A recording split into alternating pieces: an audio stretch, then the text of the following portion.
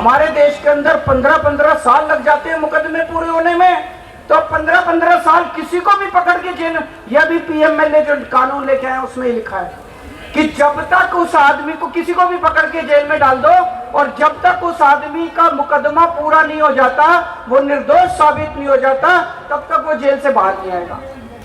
ये तो बहुत खतरनाक है।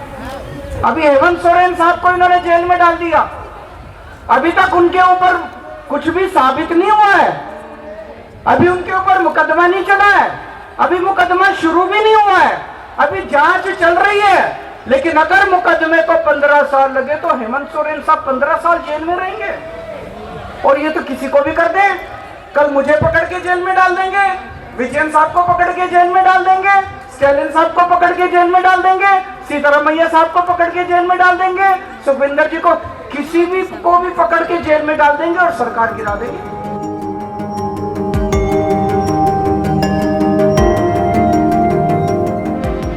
महाराजा रणजीत सिंह जलियांवाला बाग का जो कांड हुआ सब था उसमें। दूसरे में माई भागो, first lady Sikh warrior, first my भागो जो लड़ी, बहुत दलेरी से लड़ी। और तीसरा था पंजाब का कल्चर, हमारा जो लंगर की प्रथा, हमारा जो फुलकारियां, हमारा गिद्दा भंगड़ा, तीनों रिजेक्ट कर दी भाई साहब। पंजाब की झांकी नहीं थी इस 26 जनवरी में। क्या पंजाब आजादी के जश्न 15 अगस्त 26 जनवरी पंजाब के बिना मना लोगे? ये कौन होते हैं भगत सिंह को रिजेक्ट करने वाले? ये कौन होते हैं करतार सिंह सराभा को, लाला लाजपत राय को रिजेक्ट करने वाले?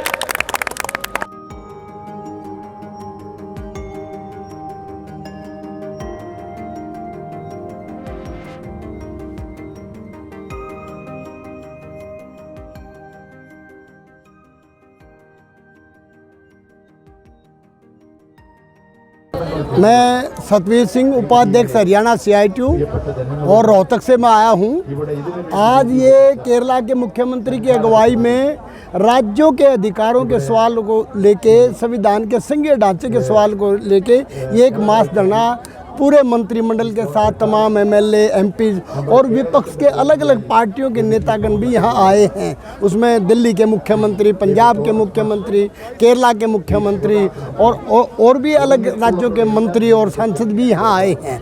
और ये मुख्य सवाल है कि देश के संविधान की रक्षा करना आज के दिन बहुत बड़ा, क्योंकि हमारा संविधान है लोकतांत्रिक संविधान, हमारा संविधान एक संघीय ढांचे का संविधान, हमारा संविधान एक धर्मनिरपेक्ष ढांचे का है। और राज्यों के जो अधिकारों पे हमले हो रहे हैं, आज जिस ढंग से राज्यपालों का मिसयूज किया जा रहा है, बिल्कुल उनका इस्तेमाल किया जा रहा है राज्यों को अधिकारों को कुचलने के लिए, जबकि सुप्रीम कोर्ट ने कहा कि ये राज्यपाल का काम नहीं, एक इलेक्टेड गवर्नमेंट ही राज्य को रन करेगी और उसके जो अधिकार है उन पे हमला उचित नहीं है, ये बाकायदा सुप्रीम कोर्ट ने भी कहा। और आज मुख्यमंत्री जी आए हैं, हम NCR से, हरियाणा के अलग अलग जिलों से भी बड़ी संख्या में साथी हैं, इस सपोर्ट में आए हैं कि देश के संविधान पे हमला नहीं चलेगा। संविधान बचाओ, देश बचाओ, संघीय ढांचा बचाओ, देश बचाओ, मोदी हटाओ, देश बचाओ के साथ ये लड़ाई बहुत पूरे देश के स्तर पे जाएगी और ये आने वाले 2024 में मोदी साहब को इसका मुंह तोड़ जवाब जनता देगी।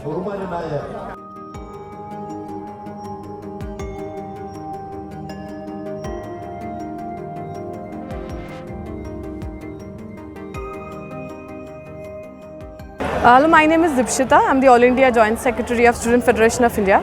We are here in solidarity with the Kerala government and our comrades there who are fighting for their just right. हमें पता है कि इस देश के अंदर एक ऐसा सरकार चल रहा है जो सरकार फेडरलिज्म का जो बेसिक प्रिंसिपल है, जो बेसिक वैल्यूज़ है, जहाँ पे एक देश जो अलग अलग लोगों से बनी हुई है, अलग अलग धर्म, जात, भाषा से बनी हुई है, सब लोग इकट्ठे आए थे और एक प्रिंसिपल के बेसिस पे, कॉन्स्टिट्यूशनल प्रिंसिपल के बेसिस पे वो लोग ये देश बनाए थे। हमने देखा है 2014 साल की बात से there is a precise attack on the federal structure of our country. We are seeing that people are not getting the money which is their right, which the taxpayers have paid from their particular states. We believe there has to be equitable distribution of whatever tax being paid by the citizen of this country, and the way the central government has been using their power पूरा देश को जिस तरीके से वो centralised किए हैं, देश के लोगों की जो बेसिक अधिकार है जिस तरीके से उनके साथ वो खिलवाड़ कर रहे हैं, एज अ स्टूडेंट हमें लगा कि हमें इन पूरा प्रोसेस के साथ, इस मूवमेंट के साथ लामबंद होना चाहिए, उनके साथ खड़ा रहना चाहिए। इसीलिए सॉलिडारिटी पे आज हम आए हैं।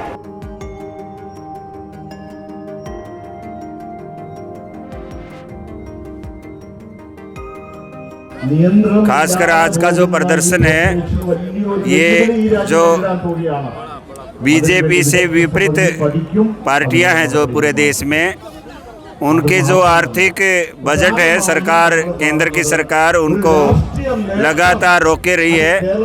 अपने राज्यों के विकास के लिए उन्होंने जो पैसा चाहिए उसके ऊपर लगातार बीजेपी की सरकार संविधान विरोधी कार्य कर रही है, जनतंत्र की हत्या कर रही है। और लगातार जो गैर बीजेपी सरकारें हैं 10-12 स्टेटों में, वहाँ ईडी के मार्फत चुनी हुई सरकारों को तोड़ना, समय समय पे या उनको खरीदना, ऐसा हमला लगातार देश में बढ़ रहे हैं। और लगातार एक धर्म की राजनीति का एजेंडा आगे लेके देश की जनता के जो असली मुद्दे हैं, महंगाई, बेरोजगारी, किसानी मुद्दे, शिक्षा और स्वास्थ्य के, उनसे ध्यान हटा के मंदिर की तरफ लेकर चले गए और हिंदू और मुसलमान के ऊपर देश को बांटने की तैयारी है।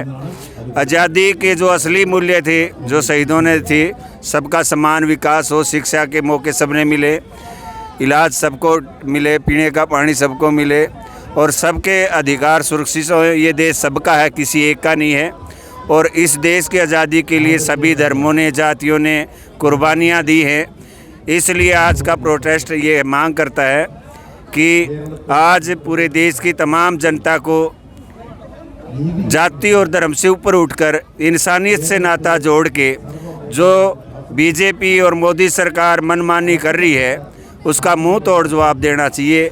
ये आज का संदेश है। और जो राज्यों के साथ बजट में दुभांत कर रही है, ये भी एक मुख्य आज का उद्देश्य है।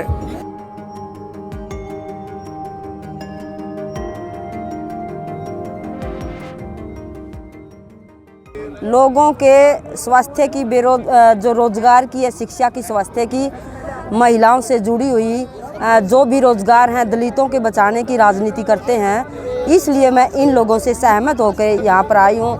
और जो मोदी सरकार है वो लोगों को जात धर्म के नाम पर, हिंदू मुसलमान के नाम पर और इनको बटाकर राजनीति करना चाहती है। मैं मोदी सरकार से कहना चाहती हूँ, ये चंद समय है आपके पास, ये जो आप कर रहे हो लोगों के साथ खिलवाड़ कर रहे हो, इसको रोकिए और लोगों को शिक्षा, स्वास्थ्य और रोजगार दे दीजिए। 9 साल के अंदर आपने जुमलेबाजी, झूठे वादे और लोगों को लड़ाने की और बांटने की राजनीति की है। नहीं तो आने वाले दिनों में हम इस आपकी बीजेपी सरकार को उखाड़ कर फेंकने का काम करेंगे।